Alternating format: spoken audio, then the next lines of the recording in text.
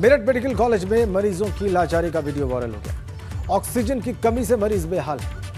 Oxygen के लिए doctors के पैर पकड़ते दिखे तीमारदार। ऑक्सीजन सिलेंडर की गाड़ी आते ही लूट मच गई।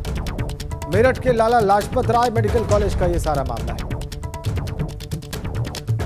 तो लाला लाजपत राय मेडिकल कॉलेज का मामला देख लीजिए आप। ऑक्सीजन के लिए डॉक्टर से पैर पकड़ते दिखाई दिए तीमारदार। ये देखिए आप, ऑक्सीजन की कमी से मरीज बेहाल।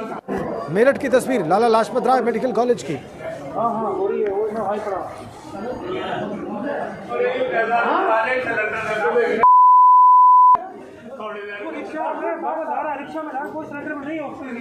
मेडिकल कॉलेज में मरीजों की लाचारी का वीडियो वायरल हो गया है। मेरठ से वीडियो आया है। ऑक्सीजन के लिए लूट मची हुई है। डॉक्टर्स के तीमारदार पैर पकड़ते दिखाई दे रहे हैं इस वीडियो में। और आप हालात का अंदाजा लगा लीजिए। लूट मच गई ऑक्सीजन सिलेंडर की गाड़ी आते। मेरठ के हालात देख लीजिए आप। लगातार वहां पर केसेस ऊपर गए हैं। पिछले 24 घंटे में 1600 से ज्यादा केसेस रिपोर्ट हुए हैं। वहां भी कोरोना ने त्राहिमाम कर रखा है।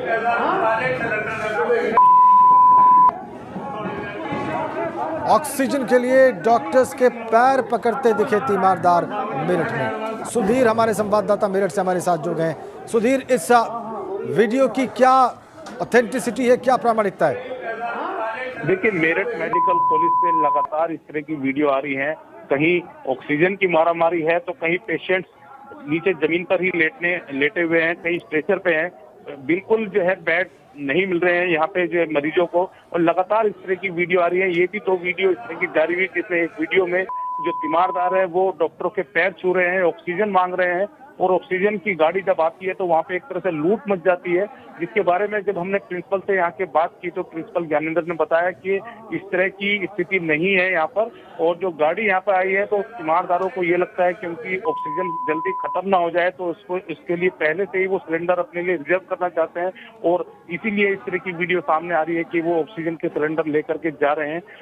जहाँ एक तरफ से वीडियो कुछ और वहाँ की पिक्चर बताती है, लेकिन जो यहाँ के अधिकारी हैं वो लगातार लिपापोती में लगे हुए हैं। ये किसी तरीके से यहाँ की स्थिति बिल्कुल सामान्य दिखाई जाए, अभी तक की यही स्थिति है। जी, ऑक्सीजन के लिए जो लूट मची है उसकी तस्वीर हम देख पा रहे हैं। सुधीर, कितने अभी लाला लाजपत राय में कितने ऐसे मरीज भर्ती हैं जिनको ऑक्सीजन के सपोर्ट की जरूरत है? देखिए, यहाँ पे जो बताया गया है कि हमें लगभग 350 यहाँ पे बेड हैं और जिस पर के मरीज यहाँ पे भर्ती हैं। और जो हमको ये बताते हैं यहाँ पर कि यहाँ पे लगातार एक टैंक भी है ऑक्सीजन का, जिसमें जो है सप्लाई लगातार जारी रहती है। और इनका कहना है कि यहाँ पे कुछ मरीजों को सिलेंडर से गैस ऑक्सीजन पहुँचाई जाती है। और यहाँ पर ये किसी भी तरह की कमी यहाँ पर डॉक्टर्स और अधिकारी यहाँ पे नहीं बताते हैं, लेकिन जो पिक्चर यहाँ पे जो सामने आ रही है, जो वीडियो सामने आ रही है, वो कुछ और कहानी बताती है। जी, शुक्रिया आपका सुधीर। तो ऑफिशियल्स अधिकारी कोई और तस्वीर दिखा रहे हैं, लेकिन जो तस्वीर वहां से बार बार सामने आ रही है वो हमने आपकी स्क्रीन पर रख दी है। तो दावों में और सच्चाई में फासला कितना है, ये आप मेरठ में इन तस्वीरों के माध्यम से जो सामने आ रहा है खुद समझिए। लाला लाजपत राय मेडिकल कॉलेज का मामला बताया जा रहा है।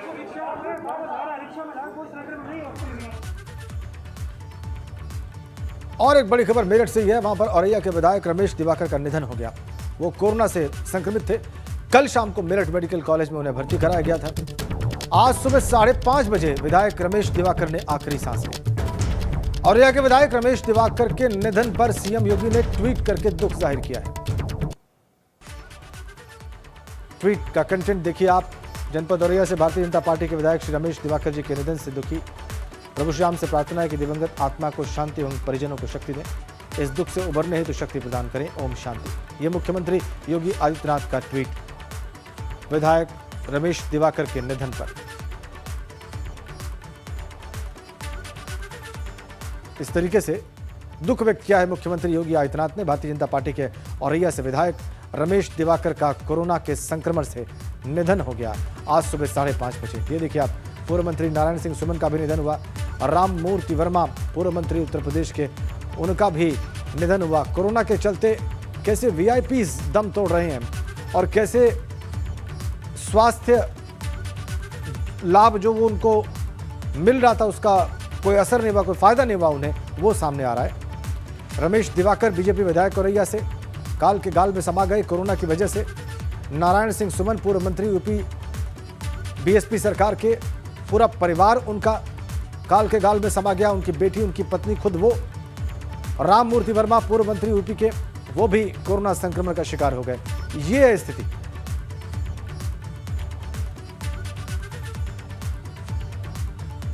और एक बार फिर देश में कोरोना के आंकड़े 3 लाख के पार चले गए हैं। देश में पिछले 24 घंटों में कोरोना के 3,32,730 केसेस सामने आए। और वहीं देश में पिछले 24 घंटे में 2,263 मरीजों की जान गई। देश में कोरोना के कुल 1,62,63,695 केसेस हैं, जबकि एक्टिव केसेस की संख्या है 24,28,616। देश में कोरोना से ठीक होकर डिस्चार्ज होने वालों की संख्या है 1,36,48,159, जबकि अब तक देश भर में कोरोना से 1,86,920 लोगों की जान जा चुकी है।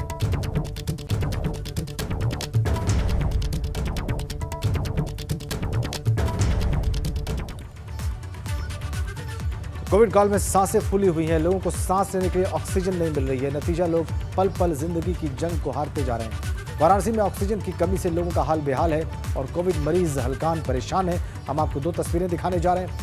पहली तस्वीर में आप देखेंगे कि कैसे एबीपी गंगा मरीजों की आवाज बनकर हुक्मरानों के कानों तक पहुंचा और जब जिम्मेदारों से सीधे सवाल किए तो जिम्मेदार पल्ला झाड़कर भागते दिखाई दिए।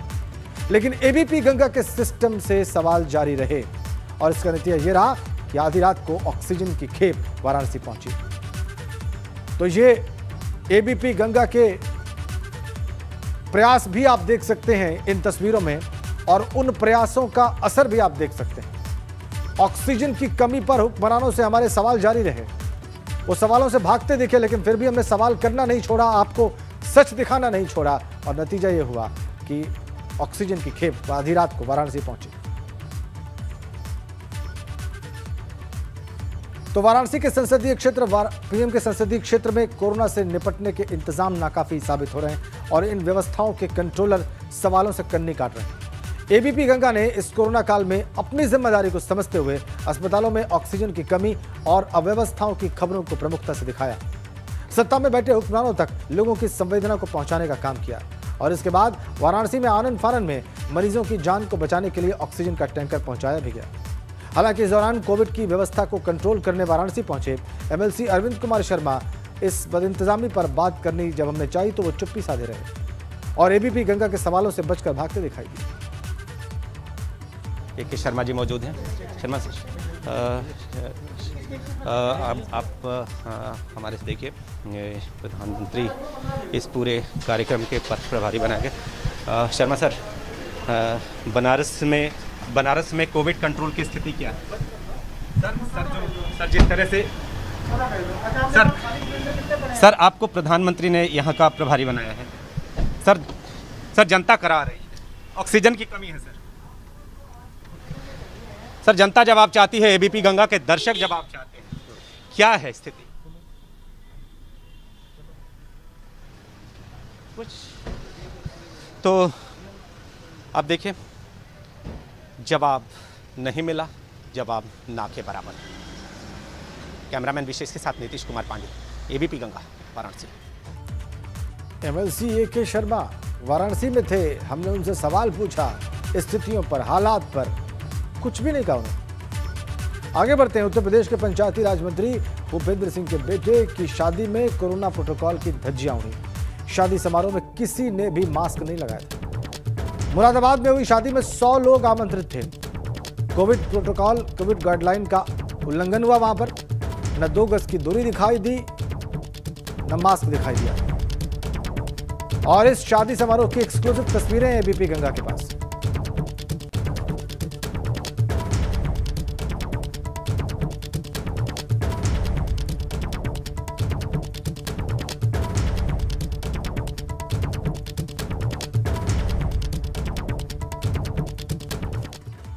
मथुरा से खबर है, शमशान घाट पर संवेदनहीनता की तस्वीर दिखाई दी।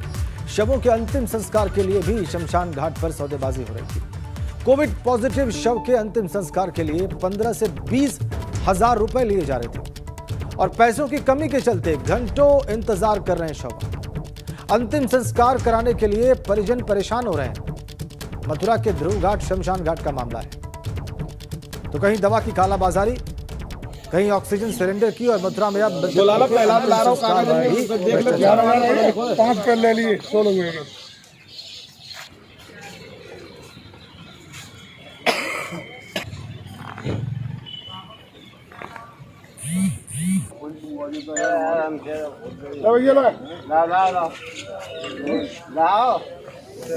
चलो यार दे दूंगा। हाँ दे दो भैया तू मांगे नाम लिखवा दे जाके नहीं है संग जाओ। चलो सुनो चलो संभाल लो भैया।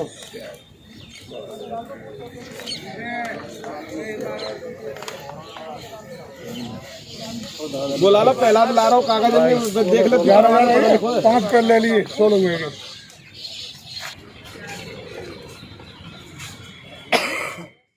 हम इस समय मथुरा के ध्रुव घाट शमशान घाट पर हैं और यहाँ पर हम जब यहाँ पहुँचे तो हमारे सामने ये जो बात आई निकलकर, वो ये निकल कर आई कि यहाँ पर जो अंतिम संस्कार करने के लिए कोरोना पेशेंटों को लाया जा रहा है, उनसे अनाप शनाप पैसे मांगे जा रहे हैं। किसी से 15,000 रुपये, किसी से 12,000 रुपये एक बॉडी के अंतिम संस्कार के लिए यहाँ पर मांगे जा रहे हैं। और हमारे साथ कुछ वो परिजन हैं जिन्होंने अपने परिजनों का अंतिम संस्कार कर दिया है या वो यहाँ पर करने के लिए खड़े हैं। जी, क्या नाम है आपका? मेरा नाम जान सिंह। जान सिंह जी, बताइए, आपने ये जो भतीजो आपने अपने भतीजे का अंतिम संस्कार यहाँ पर किया, तो आपसे कितने पैसे यहाँ पर मांगे? 16,000 रुपये। 16,000 रुपये मांगे। एक अपने एक जी 5 दे दिए और 4 और मांगे जा रहे हैं। ये थे जान सिंह जी, इन्होंने अपने भतीजे का अंतिम संस्कार अभी यहाँ पर किया है और इनसे 16,000 रुपये एक बॉडी के अंतिम संस्कार के लिए यहाँ पर मांगे गए। 5,000 रुपये इन्होंने दिए और 11,000 रुपये की अभी डिमांड इनसे की जा रही है। हमारे साथ और भी हैं। बाबू जी, क्या नाम है आपका? मेरा नाम है रमेश चंद्र। रमेश चंद जी, बताइए, आप यहाँ पर ध्रुव घाट शमशान घाट पर हैं, किसकी यहाँ पर अंतिम संस्कार के लिए यहाँ आए? अंतिम संस्कार के लिए मेरी बहनों ये है, उनके अंतिम संस्कार के लिए आए हुए और यहाँ 18,000 रुपये मांगे थे हमसे मतलब एक चिता बनाने के लिए, जिसमें कि मतलब 5,000 रुपये में मुश्किल हमने मतलब उनको तय किया है। ये आपने देखा कि ये यहाँ पर अंतिम संस्कार के लिए, अपने रिश्तेदार के अंतिम संस्कार के लिए यहाँ पर पहुँचे और उनसे 5,000 रुपये में इनका यहाँ पर बात बन गई और इन्होंने 5,000 रुपये दिए। क्या नाम है आपका? मेरा नाम पिंकी है। पिंकी, बताइए, आप यहाँ ध्रुव घाट शमशान घाट में किसकी यहाँ पर बॉडी को लेकर यहाँ पहुँचे? अपनी मम्मी की बॉडी को लेकर आई हूँ। यहाँ पर आप बॉडी को लेकर जब पहुँची, आपने अंतिम संस्कार करना है, आपके यहाँ पर कितने पैसे की डिमांड की गई? एक तो 1,200 रुपये मांगे हैं हवन सावनगिरी के लिए और 27 रुपये की लकड़ी बता रहे हैं। ऊपर का खर्चा अलग बताया 16 से 20,000 तक का। ये थी हमारे साथ पिंकी, जो अपनी माताजी के शव को यहाँ पर लेकर शमशान घाट पर पहुँची हैं। इनसे भी इस तरह की पैसों की मांग की जा रही है, लेकिन मथुरा का शासन प्रशासन यहाँ पर इस ओर कोई ध्यान नहीं दे रहा है। अनिल सारस्वत, ABP गंगा, मथुरा। इधर कानपुर के हैलेट हॉस्पिटल से एक वायरल वीडियो सामने आया है। इसमें तीमारदारों की लापरवाही के कारण मरीज की जान चली। हैलेट के वार्ड नंबर 3 में एक महिला कोविड संक्रमण के चलते भर्ती थी। महिला के साथ तीमारदार मना करने के बाद भी कोविड वार्ड में चले जाते थे और इसी बात को लेकर बीमार महिला के परिजनों को कई बार चेतावनी दी गई, लेकिन वो लापरवाह बने रहे। डॉक्टर्स ने महिला की स्थिति गंभीर होने की सूचना पहले ही परिजनों को दे दी थी और इस बीच महिला की मौत हो गई। इसके बाद परिजनों ने जमकर हंगामा काटा। डॉक्टर्स को पुलिस को बुलाना पड़ा और तब जाकर मामला शांत हो पाया।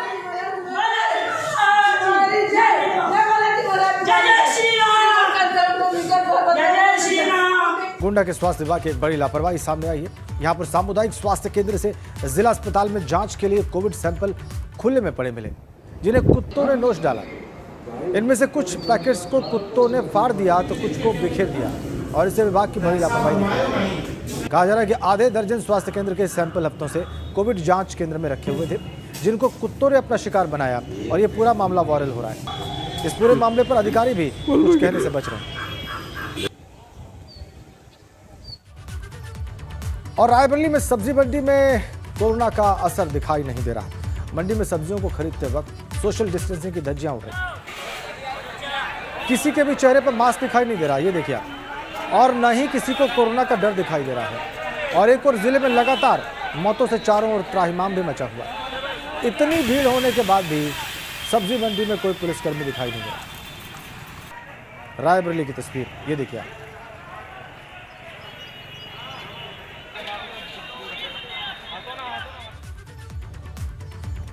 और जिन पर जनता को जागरूक करने की जिम्मेदारी है वही सामाजिक दूरी का पालन करना भूले।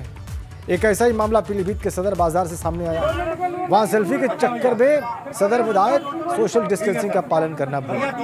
बाजार में बाउंसर्स और कार्यकर्ताओं की भीड़ के साथ जागरूक करने वाले माननीय विधायक ने ही कोरोना संक्रमण के बढ़ावे की चेन तोड़ दी। भीड़ के साथ बाजार में घूमते एमएलए का वीडियो वायरल हो गया है। पुलिस ने यहाँ पर कोरोना नियमों का पालन करवाने का कोई प्रयास नहीं।